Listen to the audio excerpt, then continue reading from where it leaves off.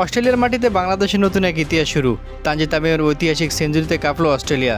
কিন্তু এখানেই শেষ নয়, কি হয়েছে পুরো ম্যাচে চলুন বিস্তারিত জেনে নেওয়া যাক। অস্ট্রেলিয়ার বিপক্ষে প্রথম টেস্টে দিনটা যেন বাংলাদেশের ব্যাটারদের জন্যই লেখা ছিল। অস্ট্রেলিয়ার প্রথম ইনিংস মাত্র 198 রানে গুটিয়ে দেওয়ার পর ব্যাট হাতে দুর্দান্ত জবাব দিয়েছে টাইগাররা। দিনের শুরুতেই বাংলাদেশের ব্যাটাররা দেখিয়েছে অসাধারণ ধৈর্য। অস্ট্রেলিয়ার শক্তিশালী পেস আক্রমণের সামনে একের পর এক বলে ধীরে ধীরে স্কোরবোর্ড এগিয়ে নিয়ে গেল বাংলাদেশ। এরপর আসে দিনের সবচেয়ে বড় মুহূর্ত। তানজিদ হাসান তামিম তুলে নেন ক্যারিয়ারের প্রথম সেঞ্চুরি। 197 বল খেলে 101 রানের অসাধারণ ইনিংস খেলেন তিনি। শুধু সেঞ্চুরি নয়, অস্ট্রেলিয়ার মাটিতে টেস্ট সেঞ্চুরি করার প্রথম বাংলাদেশি ব্যাটার হিসাবে ইতিহাসের পাতায় নাম লিখিয়েছেন তানজিদ হাসান তামিম। তবে তানজিদের পাশাপাশি অধিনায়ক নাজমুল হোসেন শান্ত ছিলেন দুর্দান্ত ফর্মে। অস্ট্রেলিয়া বোলারদের সামনে শান্ত খেলেছেন 84 রানের একটি গুরুত্বপূর্ণ ইনিংস।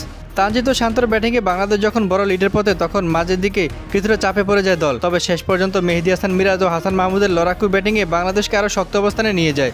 দিনের খেলা শেষে বাংলাদেশের স্কোর দ্বারা 351 রানে 6 উইকেট হারিয়ে, অর্থাৎ অস্ট্রেলিয়ার 198 রানের বিপরীতে বাংলাদেশ ইতিমধ্যে 153 রানের লিড পেয়ে গেছে। এখন বাংলাদেশের সামনে বড় সুযোগ, তৃতীয় দিনে ব্যাটিং করে লিড আরও বড় করা। এরপর বল হাতে আবারও অস্ট্রেলিয়াকে চাপে ফেলতে পারলে ম্যাচের ফল বাংলাদেশের পক্ষে নিয়ে যাওয়ার সম্ভাবনা অনেকটাই বেড়ে গেছে।